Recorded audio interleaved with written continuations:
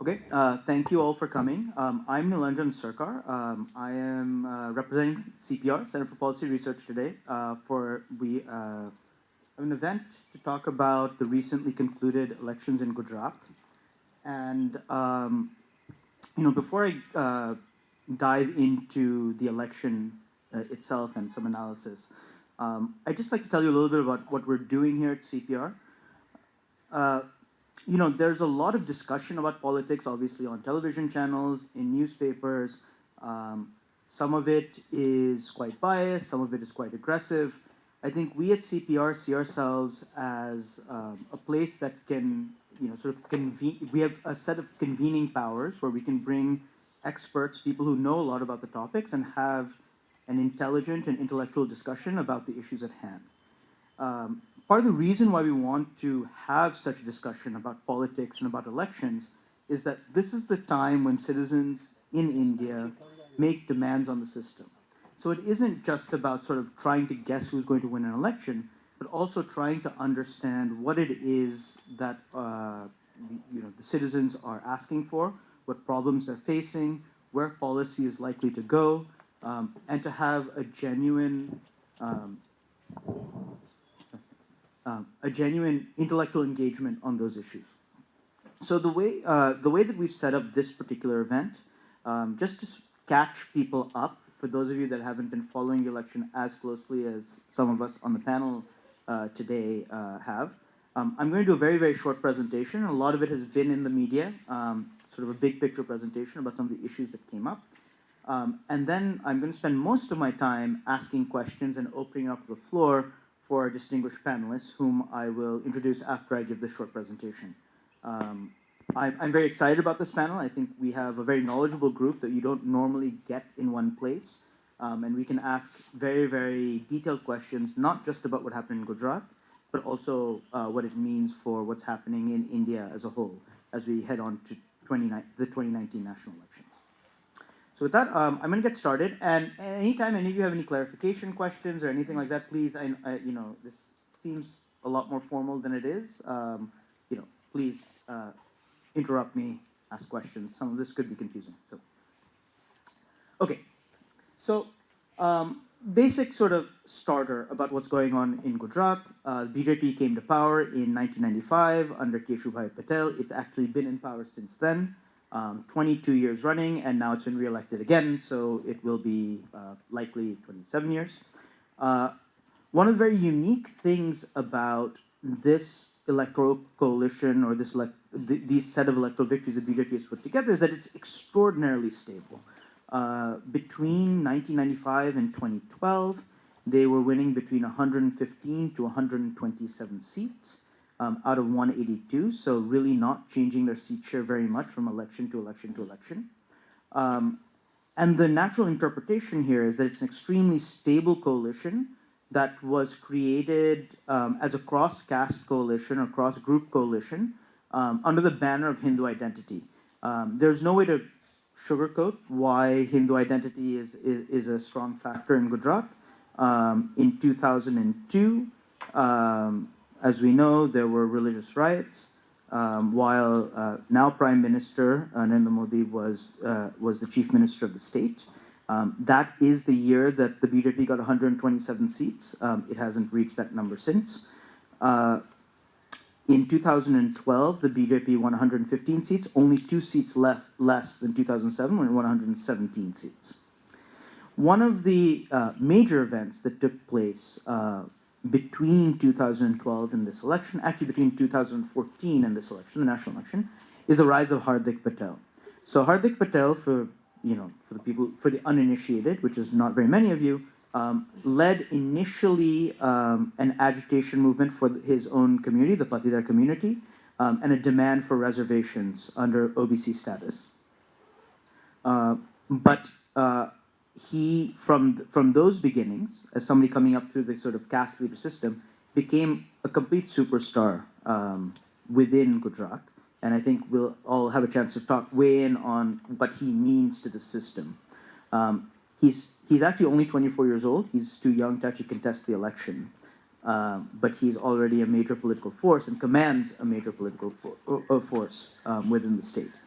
And so if we are to look at a structural break between what has happened for the BJP between 1995 and 2012 and today, we can really trace it to the set of movements that not just Hardik Patel created, but what he's associated with. And that's sort of what I want to talk about a little bit right now. So Hardik Patel, as I said, he came up initially under some sort of demand for caste reservation, so on and so forth. One of the amazing things that happened is that not just Hardik Patel, but another set of leaders that with whom he's associated with, Alpesh Thakur, Jignesh Mevani, these are sort of people who started out their careers as caste leaders, but over the last year, they've developed a language that doesn't explicitly demand caste benefits just for their own group. So what I think of as caste patronage is sort of what we generally associate with Lalu in Bihar or Mulayam in SP, sort of giving benefits towards their own community. They developed a language of the working class, the language of the rural poor, but they still used caste, right? They used caste to mobilize their own communities, but under this sort of larger class or rural poor banner. Now, the implication of this is that groups that generally have friction, like the Thakurs and the Patels, for instance, in Gujarat, are able to coordinate on voting against a party, right? So had it been a sort of a narrow caste patronage-based movement, that becomes very difficult to do. A second sort of issue that showed up here, and we'll talk a lot more about this all throughout the panel, and I will also in these slides, is the issue of rural distress. And if there's one major headline from the 2017 elections in Gujarat, is that the rural population was very, very angry with the BJP, and it was somewhat of a surprise to those of us who are sitting in Delhi. Underneath this, sort of the proximate trigger of this was the dropping market prices of the two major crops in the state, cotton and groundnut. But so I think when I was there, even the mandis actually confirmed this. Everyone sort of agrees on what the prices were. About halfway through UPA2, let's say about 5-6 years ago, it had risen to about 1,400 rupees per quintal per 20 kg for cotton, and that now, after rising a little bit, is up to 900 or 950. So we're talking about very, very serious drops in the amount of money that farmers are getting. Now, the demand that farmers are making is either some increase in support prices to bring the market price up, or to some way to control the import-export market to sort of alter the demand in a way that increases prices. Now, within the context of making agricultural and urban economic policy, this becomes very challenging because one of the things that we tend to think is that if you raise the price of foodstuffs, if you raise the price of crops, then you also generate higher prices for consumers and can generate inflation, right? So this is one of these sort of big challenges that any government will face if there is genuine rural distress. The third sort of final point I want to make about this is that the Gujarat model of development, the so-called Gujarat model of development, which has seen a massive increase in urbanization in the state. In the 2001 census, Gujarat was about 37% urban. By the 2011 census, it was 44% urban. It's by far the fastest urbanizing state in India. Now, one of the very interesting things about this, and we associate this with now Prime Minister Modi, his time as Chief Minister, is the act of attracting large companies to the state through SEZs. Now, the SEZ period under Modi actually coincides exactly with the UPA government. The act is actually in 2004. Of course, he becomes Prime Minister in 2014. And one of the very interesting things here is that the Congress was at the center, and it was seen as a government that actually protected the rural poor. So in a very weird sort of way, the BJP at the state level benefited from having Congress at the center because the rural poor never got quite as angry as perhaps they seem to have right now. Part of the reason, before we, one sort of reading of this, and I think the reading of many people in Delhi is, well, the rural population doesn't know what's best for them, and, urbanization is a good thing, and, economic growth is great. But from the standpoint of somebody who is in rural Gujarat or anywhere in India, if you aren't getting the right level of healthcare, the right level of education, you don't actually see your future in urban India. If I don't believe that my son or daughter is going to get any benefit from this kind of urbanization, and he or she is going to have to end up working in the fields again, then why should I be a part of this project, right? And one of the things that we know about the Gujarat model of development is that while it yielded very high economic growth, it has very middling human development indicators on health, on education. Okay, so that's the sort of basic sort of theoretical structure we're working with, and we'll have a lot more time to discuss it. So I just want to very quickly talk about the results. Many of you have seen. Gujarat has 182 seats in total. In 2012, the BJP won 115 seats. This time, in 2017, it only won 99. That despite their actual vote share going up by a single percentage point. So this is a puzzle that a lot of people have been wondering about, and I'll talk a little bit about why this happened. The Congress won 61 seats in 2012 and 77 in 2017, so it did much better in terms of seat share. Its vote share only increased by 2 percentage points. So you can see that in 2012, there was a 9 percentage point gap between the Congress and BJP, and this time there's an 8 percentage point gap. So it doesn't look like there's been a huge difference, right? Except in seats. So one concept that I'm going to use over and over again through this presentation is the idea of a strike. Most of you are familiar with strike rates, but it is the number of seats a party or coalition wins divided by the number of seats it is contested. So in this state, because almost everyone is BJP and Congress contesting every seat, it is just the actual seat share. But as I break this down, you will see it. It'll be important to sort of keep this concept clear in one's head.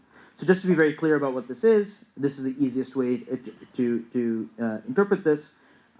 In 2012, the BJP won 115 out of 182 seats. That's 63% of seats. So therefore, the BJP had a strike rate of 63%. In 2017, it won 99 out of 182 seats. That's a strike rate of 54%. Okay, so just to be very clear. Okay. So now going on to the map. So this is a map that was printed on scroll, but it's actually provided by the Trivedi Center for Political Data. The co-director is here on the panel, so I'm very happy to use this. Now what you can see is in 2012, BJP had sort of wide support across the state, except for perhaps the northeastern part of the state. When we shift to 2017, we see that the big loss in seats for the BJP and the big increase in seats for Congress is coming in this sort of lower left region, which we call Saurashtra. And I will talk a little bit about why you're getting this sort of very regionalized result. And I think there are still some questions that we need to figure out about why the result in Gujarat was so regionalized. And hopefully our panelists can help us with that. Okay. So now I'm going to sort of present some data that I don't think has been in the media or in newspapers very much, and it's just a few small things to really nail down the rural-urban story. Okay? So in the data, there are 6 major cities of Gujarat that expand over a single assembly constituency. So they're very large cities, and those cities are Ahmedabad, Surat, Rajkot, Vadodara, Jamnagar and Bhavnagar. There are a total of 41 seats in those constituencies, and you can see that in 2012 and in 2017, the BJP had exactly the same strike rate, right? So it won 37 out of 41 seats in 2012 and 37 out of 41 seats in 2017. The big gap happens everywhere else, so outside of those big cities. And what I'm going to do is I'm going to play a little bit with these other cities and these other constituencies and trying to figure out what exactly happened here, right? Now, in order to do this, I've been very fortunate to be here at CPR. We've had a group of researchers who have connected the census data to the assembly constituency data. And this is not the kind of exercise that people normally do, which is they just overlay maps because that doesn't give you precise enough data. It's a very painstaking exercise that takes the lowest level census unit and figures out which assembly constituency it's in. And so this is research that was conducted by Ashish Ranjan, Kanu Pradhan, and Shominder Roy. That's for the rest of this presentation. I'll sort of be using their data to make some claims. Okay, so this is the first sort of crazy graph I have for you. I'm not going to go into too much about what the statistical model here is. What I'm going to tell you is that the graph here on the y-axis is the estimated strike rate for the BJP based on a very flexible regression model called a penalized spline. And on the x-axis here is the proportion of the population that is urban in an assembly constituency of those 141 that are in the other category. So the other ones are 100%. So there's sort of nothing left to check. Okay. Now, the first point I want to make is that if there were actually no rural-urban polarization, then the strike rate for the BJP would be exactly flat, like this line, right? Because what it would mean is that the proportion urban in an AC has no predictive power for the strike rate for the BJP. Once you start getting curves that are sort of upward sloping, it tells you that there's some level of polarization. As that curve gets steeper, it means that there's more polarization, right? So here, again, that means there's no effect. As the relationship between the proportion urban and AC is stronger with the estimated strike rate, that means that the level of rural-urban polarization is greater. So here, all I mean is if the rural population is less willing to vote for the BJP than the urban population, the extent of that difference. Right? Are there any other questions about this? So I'll sort of spend. Let me just sort of finish a few other thoughts on this. So this is the 50% mark here, right? And what I've plotted down here is what's called a ROG plot, and for every single assembly constituency, it's the proportion urban in that constituency. What you can see is that most of them are in this region, right? Less than 40 or 50% urban. And in this region, there's always been some polarization. In 2012, it's true that the BJP was doing worse in these regions, right? And it gets better. Out here, I'm not looking too much at this data because there are very few constituencies here, right? But in 2017, the BJP is doing much, much worse over here. And the slope is much, much greater. We're seeing much, much more polarization. So what I'm going to do is focus on just sort of this part of the graph, right? Now, what I want you to see is that more than 75% of these other constituencies are less than 50% urban. So even if the urban population is voting for the BJP, if there's a lot of rural-urban polarization, which is to say a lot of the rural population is voting against the BJP, then the constituency is very likely to not vote for the BJP in total, and the BJP is likely to lose. Now, what it means also is that if you're an urban person in one of these constituencies, you essentially have a wasted vote. You voted for the BJP, but the BJP has no chance of winning. And so as the extent of rural-urban polarization goes up, and the proportion of the proportion of voters that are in urban areas is less than 50%, it becomes more and more likely that the BJP has wasted votes in urban areas. Right? Is that clear to people? People sort of see what's happening? So if there are fewer urban voters than rural voters in a constituency, and rural voters are really, really likely to vote against the BJP, and urban voters are really, really likely to vote for the BJP, it doesn't matter because there are more rural voters than urban voters, and the constituency will elect somebody against the BJP. Right? And so that's why the level of rural and urban polarization matters a lot, and that's why the BJP can actually get an increase in vote share if it's doing better in urban areas, but still lose a large number of seats. Right? For this graph, the previous one, you're saying that in 2017 the polarization increased or decreased? Increased quite a bit, right? So it's a much steeper curve, right? You can see it actually converges, right, at some point. But at these low levels where there are many, many constituencies, there's quite a big difference between the two. Okay. So the final sort of question we have here is, well, I mean, we saw that there was some kind of regional effect going on, and can we sort of make sense of what's going on there? So the cities here are not listed, but this side of Gujarat has many, many major cities. There's an Ahmedabad, there's a Vadodara, there's a Surat. Here, there's Rajkot over here, right? But actually, there aren't too many big cities in this part of Gujarat. What it means is that the rural population here is very, very rural, very, very agricultural. They're not getting any of the spillovers from the major cities. So one of the things that you can do when you connect census data to electoral data is you can look at the agricultural share of the population and take a look at how the BJP has been doing as a function of the percentage of the constituency that has agricultural workers. So of those 141 constituencies that aren't in a major city, when the agricultural share of the population was less than 50%, you can see the BJP's strike rate is almost 80% or 75 to 80%, right? It's quite high. When the agricultural share of the population is above 65%, right, which is actually the median of these 141 constituencies, you see that the BJP takes a huge drop in strike rate from 2012 to 2017. So this really is an agricultural problem for the BJP, right? And that's the most striking part of this data. It's again something that we've sort of talked about quite a bit. There was a lot of rural anger.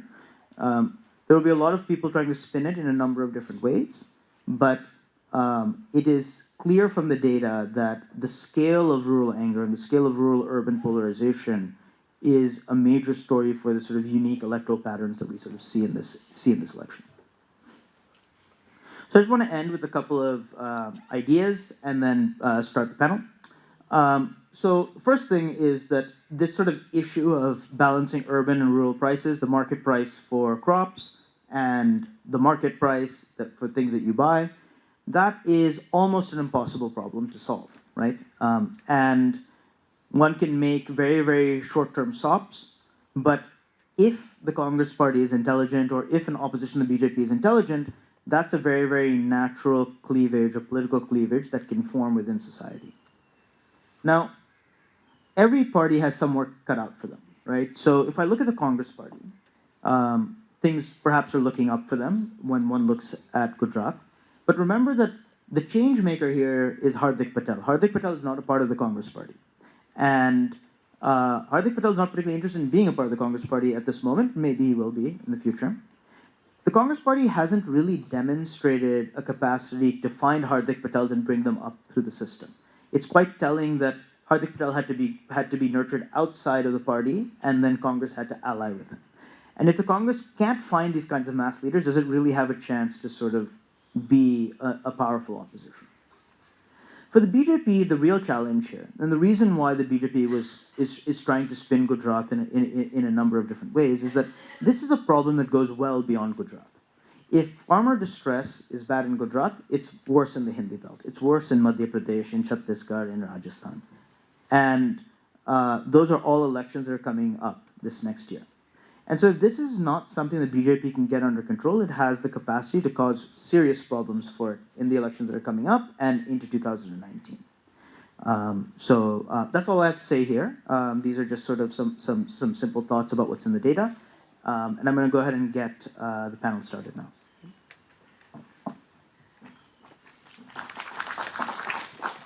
Give me time.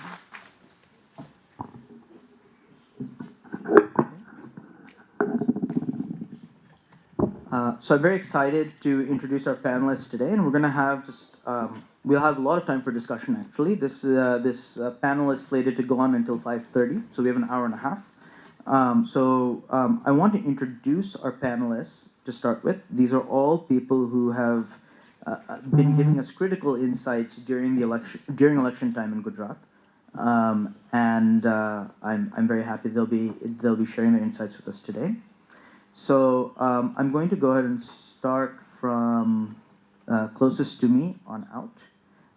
So Rudy Tiwari is associate editor at The Print, and she works on politics and policy for The Print. But most of you have probably been seeing her election coverage over the last couple of elections. She's been basically everywhere on the ground with a camera, right, and interviewing people. And one thing that we can say, because all of us talk with each other, is that if there's one person who's consistently been guessing right, we know the exit polls haven't. We know, but Rui has been. So, I'm very happy to have her with us. Seated next to her is Mahesh Langa. He is senior assistant editor at The Hindu. He is also the person that every one of us at various points in this room have gone to for insights on Gujarat. He's based in Ahmedabad. Spending a day or even a couple of hours with Mahesh when you're during the election is quite crazy because literally any and every political actor, journalist that you can think of is calling him for advice and calling him for some explanation of what's going on and where it's happening, right? And Mahesh, he's a real sweetheart about this. He always responds. He can give you the history of any village from like the 15th century onwards and caste composition, and it's just, amazing stuff. Seated next to him is Prashant Jha. Prashant Jha is associate editor at Hindustan Times, also an old friend of CPR's. We have, brought him in to comment on all things about politics, but particularly about Nepal and also about the BJP in general, two subjects upon which he's written books. He is someone who comments quite broadly on Indian politics and has an ear to the ground in a way that I think very few people do. Seated next to him is Gilles Vernier. Gilles Vernier is assistant professor of political science at Ashoka University. He's also co-director of the Trivedi Center for Political Data. You saw some of their data earlier. They are the people who, within a few hours, put out any and every possible statistical analysis that you can think of the Gujarat election, so none of us had to do any of the hard work. He's been doing extraordinary work. Gilles is somebody who is not just somebody who comments on elections. He's, a very well-regarded scholar. He works on the sociology of representation, caste representation, class representation, has done great work on UP, Samajwadi Party, and has done great work on Gujarat as well. And so we're very excited to have everyone here. Okay, so I think we're going to start slow and sort of build up to larger implications for Indian politics. So I want to start with Mahesh, the man who knows everything about Gujarat. There's been a lot of discussion about the extent of rural distress here in Gujarat and the impact it had on the elections. Now, the BJP has tried to spin it and saying that the Patidar movement, the Hardik Patel, was not a factor at all. And, the prices dropped, these things happen, this is how the market works, sometimes people react. Is that a legitimate claim? Is that something that you think is a defensible position, or is the BJP either purposely hiding something or missing something about what happened in Gujarat? So you cut the microphone. If BJP thinks that Hardik was not a factor, then why it got wiped out in all Patidar dominated seats? Most of the Patidar dominated seats in in Saurashtra. Start with Morbi, 3 out of 3 have gone to Congress. Then Jamnagar Rural, Jamjodpur, Kalawad, Zauraji, Junagadh. Sitting in Gujarat, we can never imagine BJP losing Junagadh. It has been winning since 90. So similarly, Morbi, BJP has been winning that seat since 95. Next to Morbi is Tankara. So all BJP, bastions since 95. The BJP lost for the first time. Kalawad was the seat, Keshubai Patel represented once. Then Visawadar, again, when Keshubai was chief minister, he was the local MLA from Visawadar. Amreli, 5 out of 5 have gone to, Congress. So BJP has nearly been wiped out, except Bhavnagar district, has been wiped out in all Patidar, seats, except Rajkot and Bhavnagar. But Rajkot, it's as you said, it's the largest seat in Saurashtra and predominant, BJP bastion for years. So, one of the other discussions, just sort of following up on that, is that GST, demonetization, these sorts of policies was going to have a large impact in urban areas. Now, when we look at the data that was just presented, it doesn't seem like it did. Do you have some explanation? Was GST a factor at all this time, or was that just something that was sort of Delhi hype?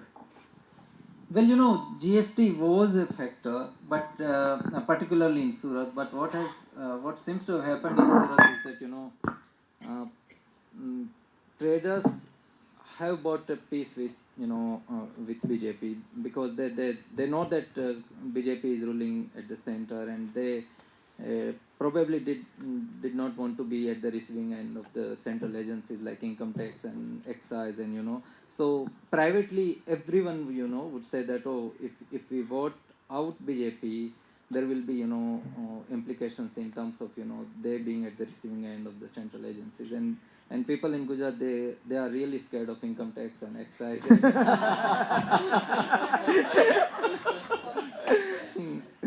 So that is my my explanation. Otherwise, see, Surat, last year Amit Shah was not even allowed to deliver a speech. He was he had to wind up his speech in 3 minutes.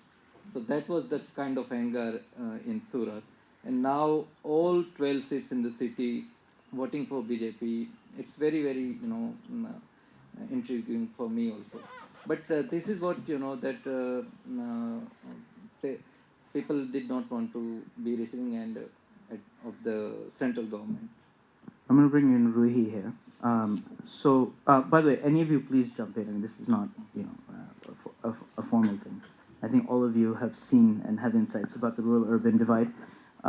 But because you spent so much time on the ground, and I was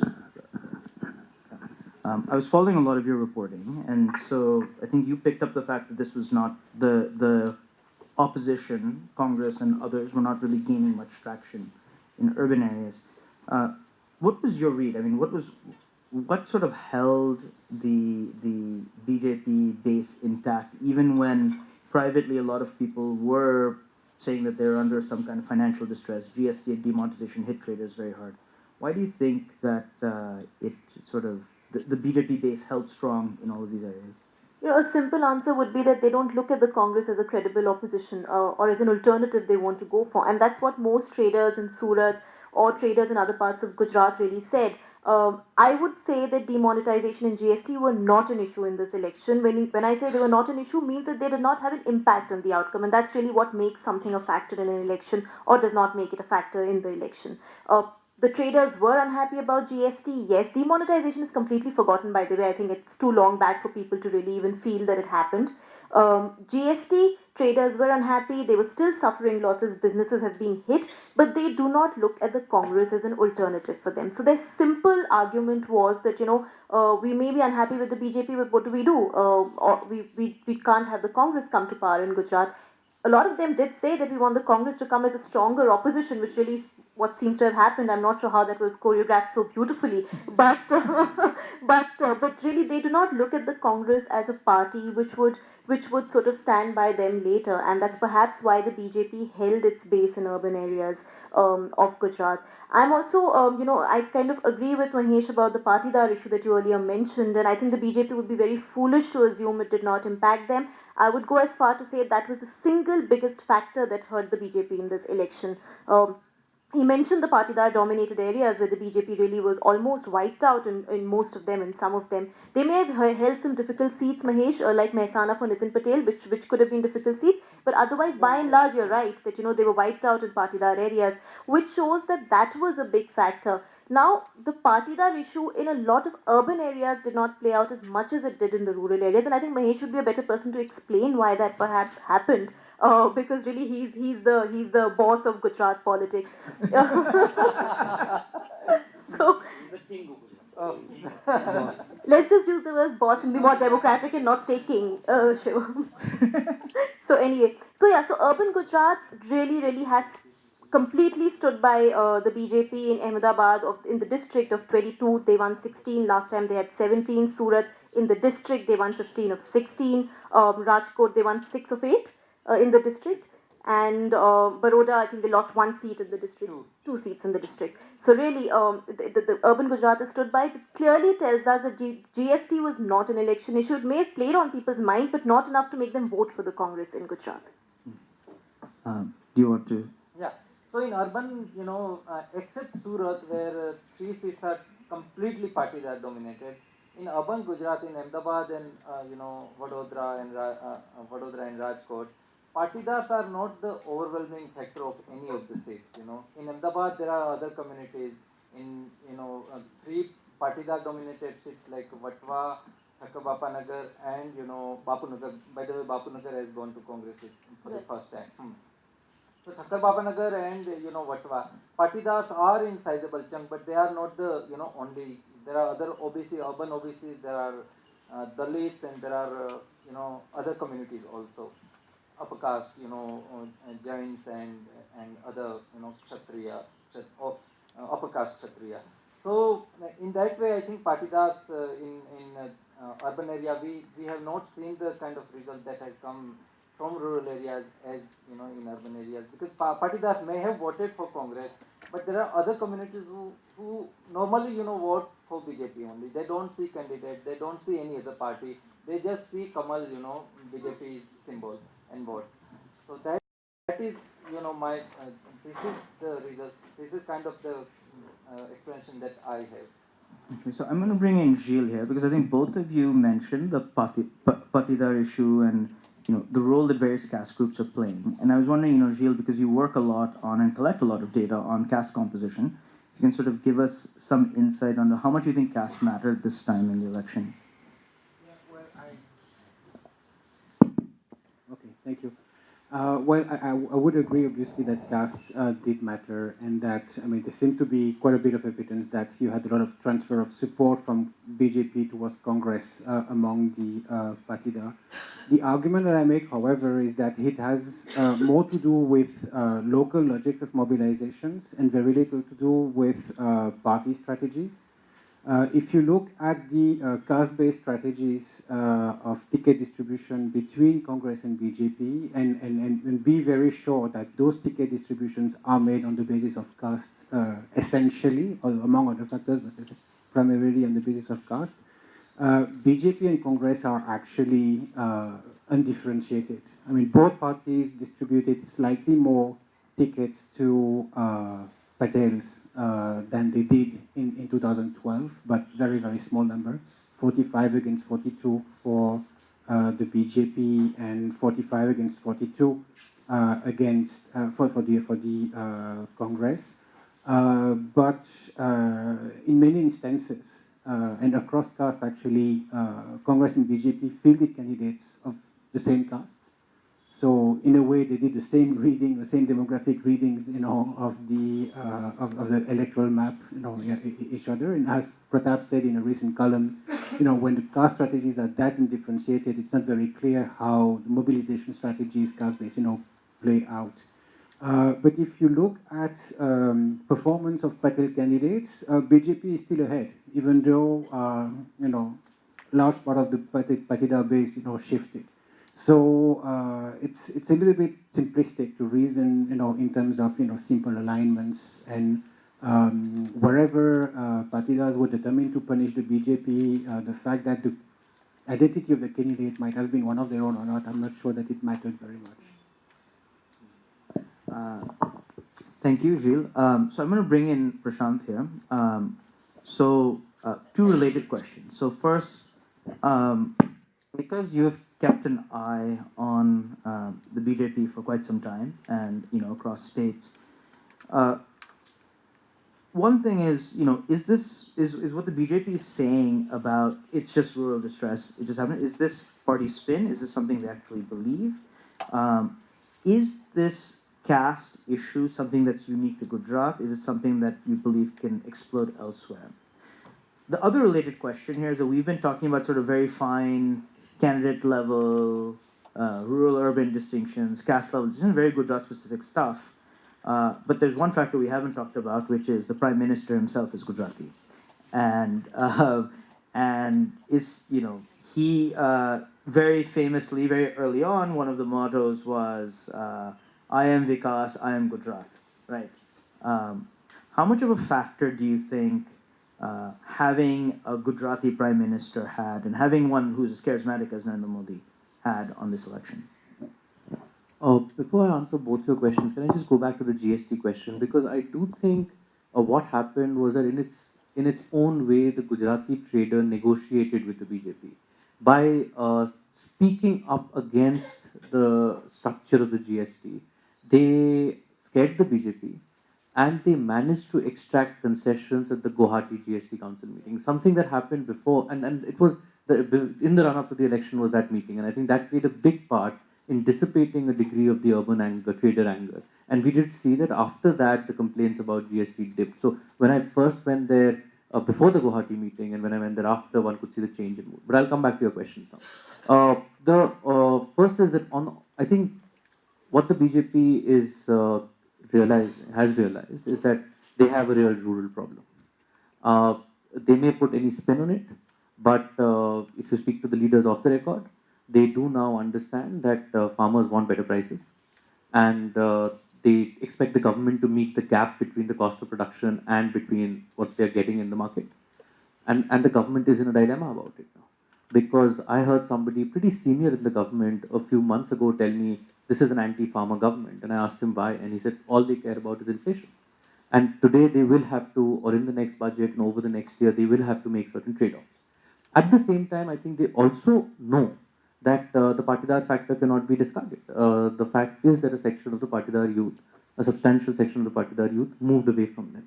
Now, one of the explanations they have for this is that if you look at some of the districts, be it Morbi, be it Rajkot, in other districts in Saurashtra, the votes that went to Congress, the Patidar votes that went to Congress had actually gone to GPP, which was the party Keshubhai Patel formed in 2012. So they say that that did not harm us because the votes got fragmented between Congress and GPP. This time, a lot of the GPP Patidar base, plus a little bit of the Hardik youth Patidar base, went to the Congress. What they are hoping, though, is that the Patidar anger was directed more at the state level BJP, was directed at Amit Shah, and would have played out this time. I think what we are going to see over the next year and a half before 2019 is a conscious push by the BJP to try to win back the Patidars. And they hope that this will not play out as much in the general elections as it did in the state elections. But they do know that this is an issue. Whether this is a broader problem, it is. I mean, what we are seeing is that in many states, BJP is able to carve out coalitions of non-dominant castes, right? A non-Yadav caste coalition in UP, a non-Jat caste coalition in Haryana, a non-Maratha caste coalition in Maharashtra. And they have been able to get away while excluding or without the support of these dominant agrarian communities. The Patidar thing is slightly different because here they did not want the Patidars to go away. Here they have not carved out deliberately a non-Patidar coalition. They still gave, as Gilles said, a very high number of tickets to Patidars. The maximum Patidar representation is still in the BJP. They want this constituency back. But I think there is something to think about. If you're going to have dominant agrarian communities across North and West India arranged against you, how is that going to play out in elections? Are your wider caste coalitions going to hold together without these dominant communities? On your question of the Prime Minister, I mean, I think that made this thing, that was the difference. That was the difference between Congress and BJP. You just remove Narendra Modi from the equation and BJP would not have won this election. He won BJP this state. And that was because of the fact that he's a Gujarati. He put his credibility and himself on the line. I mean, what was this election eventually about? This election was about Modi telling the Gujarati electorate, will you trust me or not? Will you let me down or not when the Delhi elite is conspiring against me? And Narendra Bhai is just a phone call away. Who else can do anything for you when I'm just sitting in Delhi and you can call me up? This is what the election had boiled down to, right, in some ways. And we did see that even if there was disenchantment against state level BJP, against the local BJP MLAs, the goodwill for Modi remains pretty high. I mean, difficult to quantify how high, but it remains pretty high. So I think the personalized campaign that the Prime Minister ran, particularly in the last 10 days in the run-up to the first and the second phase, and the issues that he raised, he did defend his Vikas record in all his speeches. But along with that, the way he fused Hindutva, the way he fused ultranationalism, the way Congress kept giving him gifts in the last few weeks, and the way he made it about himself. All of this together did make a big difference, I think, in at least energizing the BJP base, consolidating it, keeping urban Gujarat with BJP, and ensuring that the losses were not even greater in rural Gujarat. Okay, I'm gonna bring everyone in the panel in on that on Prashant's comments. So starting with Gilles. Thank you. I don't disagree with you, but I want to add, a couple of compounding factors to, the issue of the charisma of the Prime Minister is the fact that something that I've argued and others have argued also is one of the reasons of the success of the BJP in Gujarat lies with the fact that it has succeeded over the years in, equating itself with a particular definition of Gujarati regional identity. That it basically performs in Gujarat the role that regional parties perform in other states. It can incarnate a certain idea of a regional identity. So this incarnation of a regional Gujarati identity, which is Hindu, socially conservative, economically fairly liberal, does not only come from discourse or rhetoric, but it's also grounded with the strong anchorage of the party in all kinds of networks that they have built from the ground from many decades ago, business networks, associative networks, obviously the RSS, and so forth. I mean, we are in a configuration a little bit like the left once in West Bengal, where the BJP canvasses the organized elements of Gujarati society, which gives it a strong advantage, in addition to the fact that the Prime Minister, on top of that, claims to be the personal incarnation of that Gujarati identity.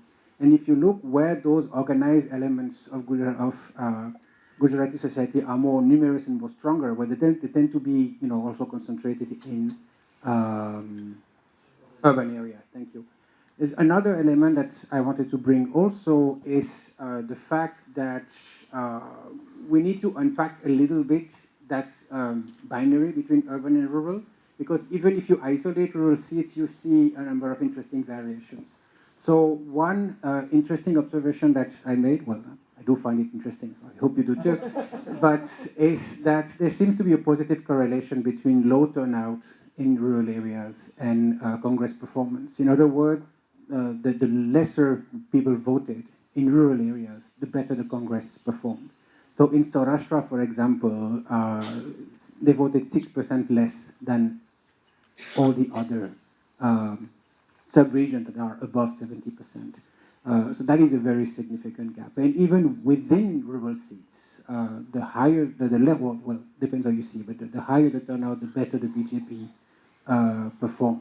So it's very much possible that part of the reasons why the Congress did so well is a lot of existing or pre-existing BJP supporters were disgruntled enough with the BJP not to show up, but not disgruntled enough to show up and actually vote for someone else. Thank you. Mahesh? On Prime Minister,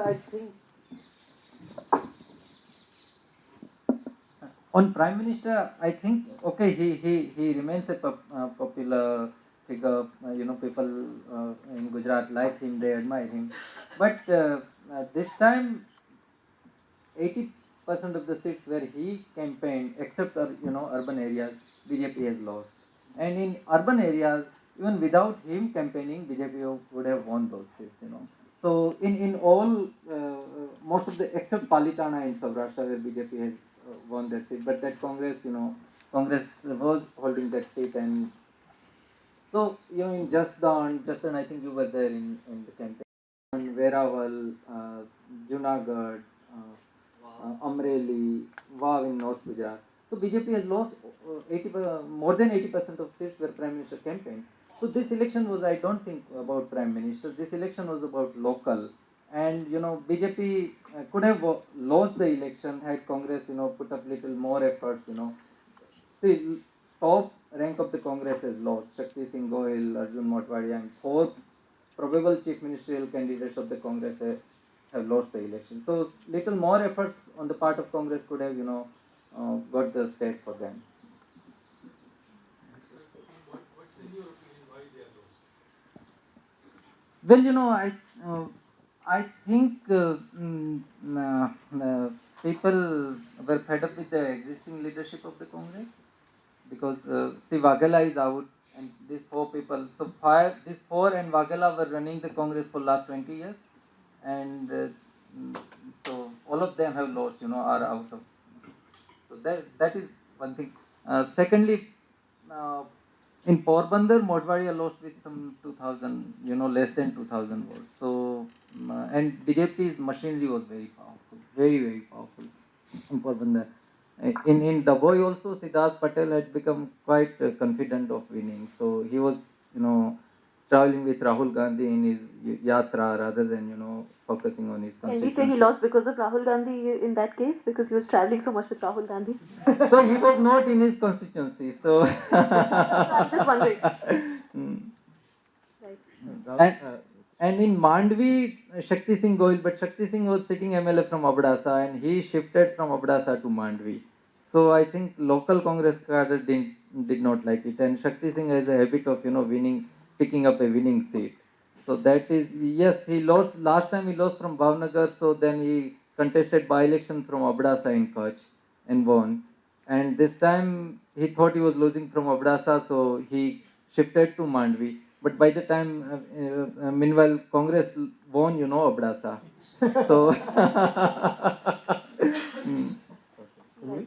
Well, I sort of disagree with Mahesh on his point about Prime Minister Modi. I don't think numbers can really explain everything. I think Prime Minister Modi remains extremely popular for whatever reason. It's debatable whether he should be popular, whether he's done anything for the state or the country. That's besides the point. He remains extremely popular, has a lot of goodwill across sections of the Gujarati society. Even the partidars, most of the partidars that I met said they want to teach the BJP a lesson this time, but in the Lok Sabha elections would vote for Modi so that he can become PM again. So really, it's very interesting how he, as a personality, plays out on the election field. That's something I saw in Uttar Pradesh as well, or that's something I saw in Gujarat as well. He has a demigod kind of status, really. And Vikas is a word he sold to the Gujarati masses extremely well. That's a word I heard a lot, including in rural areas where there was a fair bit of discontent among the farmers. But Vikas is a word that is heard a lot in Gujarat, which is associated with PM Modi. So really, I may not go as far as Prashant to say he's the factor that won BJP Gujarat, because would the BJP have won 2014 without Modi? Would they have won UP without Modi? I'm not sure. These are all debatable points, but he's definitely a very, very, very important factor for the BJP, which really carries it through in that last few minutes when it's like scoring a six in the last ball, which Virat Kohli can do for us. So I think that's the sort of impact Modi has in Gujarat and across in various other parts of North India as well. Yes, but as you rightly said, I mean, we've seen in recent elections how the Prime Minister gets more and more involved towards the last phase of the campaign, and it's usually also the period where the tone of the campaign becomes more muscular, if not aggressive, and where it's not just about Vikas for economy, but also some more of the more traditional markers of the Hindu right. And one thing I want to mention also is that it would be a mistake to think that these elections were, only about economy.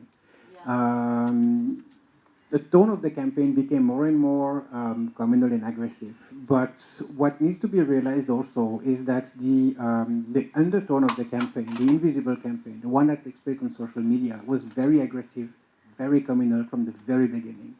I mean, all of us really started doing this when we talk to people in, show me what you get on WhatsApp. And what you see is, exchange of information, messages, and memes, etc., that are, quite vitriolic, really. So the undertone of the campaign is already set, and then, parties can come, talk about development, talk about general interest issues, and when parties start to feel nervous towards the end, they become themselves, a little bit more aggressive. But I would really urge, people to see these elections as a combination of the two, rather than one superseding the other.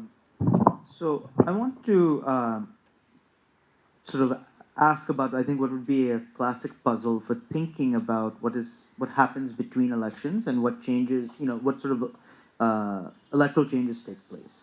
So on one hand, we have a story of the GPP folding, of the Panchayat elections not going well for the BJP in 2015.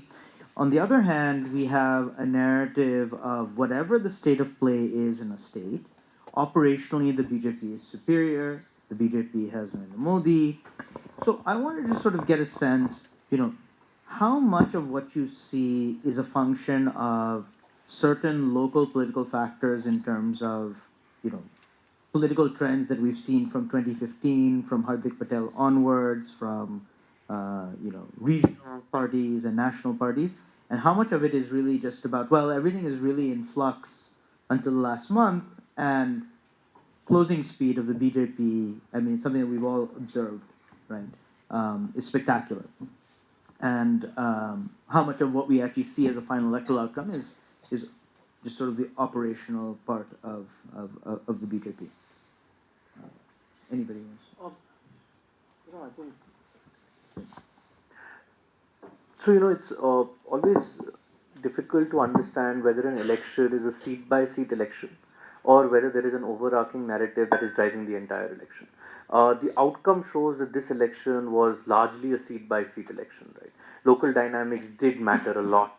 And if you compare it particularly to UP, where it was almost a wave election, or 2014, where you could put anybody, it was a classic lamppost election, and in Modi's name, that person would have won in large parts of North and West India. So I think the local dynamics, particular caste configuration, the popularity or the lack of popularity of the candidate, all of that played a big part in this election. Having said that, can you make a neat distinction and divorce the two all the time? I think that's also difficult because a lot of the seat by seat dynamics end up intersecting with the overarching narratives also.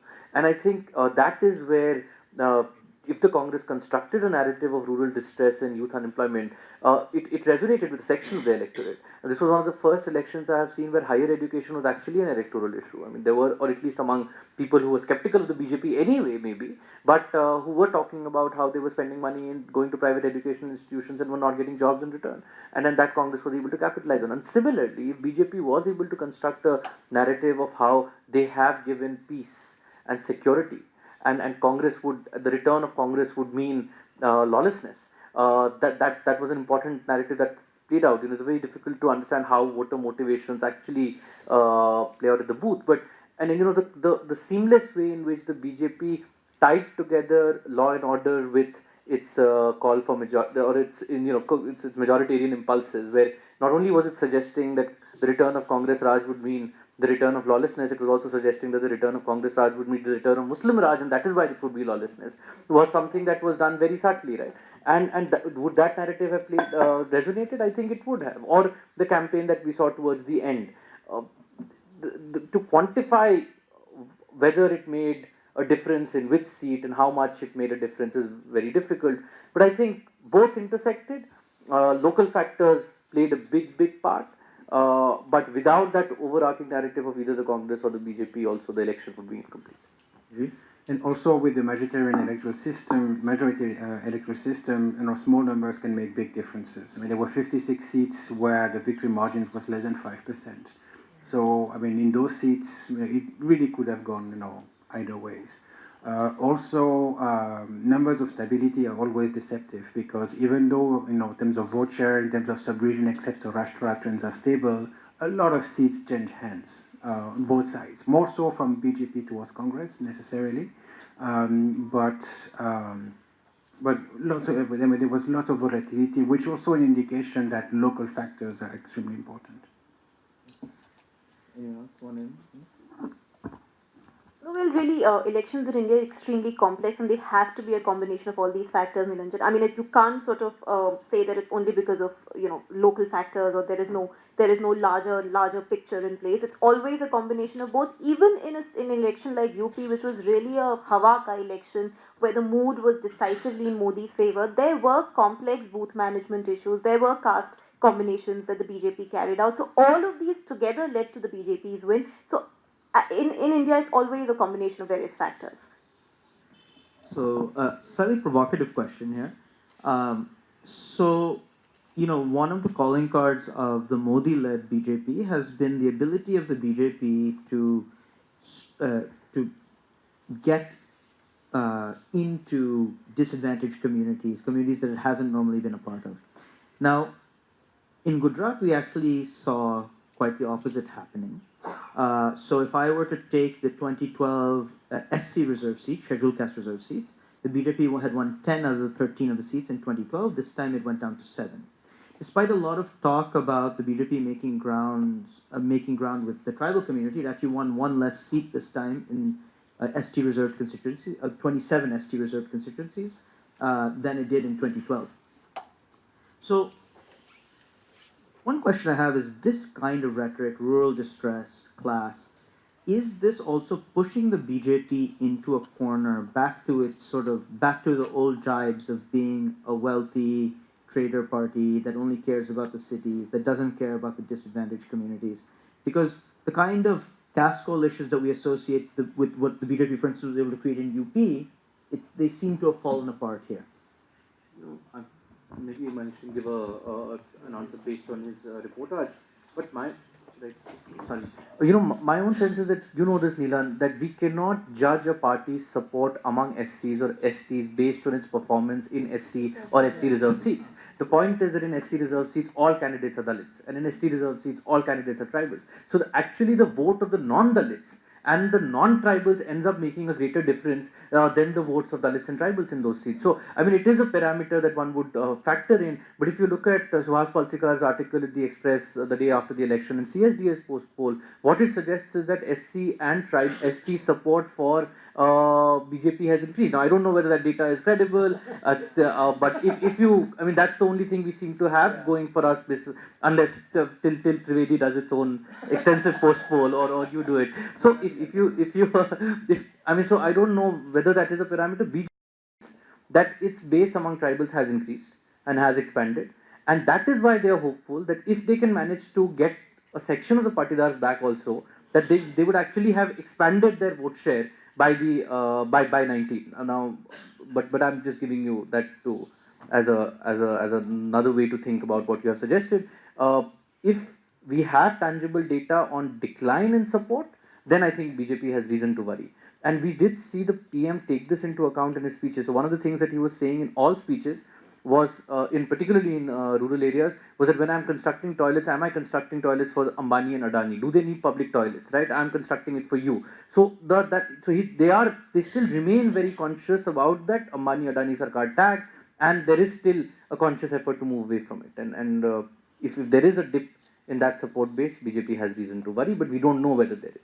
Actually, I don't think there is any dip in the support base among tribals. I think I traveled to quite a few tribal-dominated districts, and there is a lot of support for the BJP. I think it is gaining ground there. As Prashant mentioned, I'm not sure looking at the performance in reserved seats is the right parameter to determine whether they're doing well among tribals and other marginalized communities. For the tribals, I can tell you, I think the BJP is gaining significantly.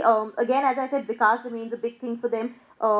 They have water and they have roads and they have electricity and all of that. So that really plays on their head as something they've got from this government. And do remember that a lot of the young people in all these communities do not even remember what a Congress government looked like. A lot of the young people do not even remember what a Congress government at the center looked like, because at that point, perhaps in 2004, with the UPA one, when the Congress was doing well, they were way too young to sort of let it be a part of their consciousness. So they don't know. They think whatever they've got is because of the BJP, and that makes a lot of difference to the voter. Well, on this Dalit reserved seats, I think Congress got more this time because Gadhda and Kalawad both are Dalit reserved seats in Botad and Jamnagar district, but both are Patel dominated seats, So, and other two seats that Congress won in Saurashtra, Kodinar in Somnath and Dasada in Surendranagar. Now, Kodinar and Dasada both, Kodinar and Surendranagar and Somnath both are OBC districts, and BJP has been in fact wiped out in both districts, except one seat out of 9. Congress got 8 and 1 has gone to BJP.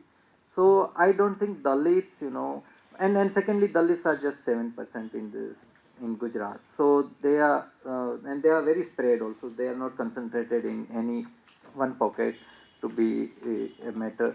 On tribals, I think, BJP may have retained its share in terms of, this thing. But remember, just 2 months back, we had reports in the media that BJP is going to sweep tribal regions, central Gujarat and south Gujarat, which has not happened. And tribal seats are usually majorities as well. Exactly, yeah. So, despite Congress bungling its ticket distribution in few tribal seats.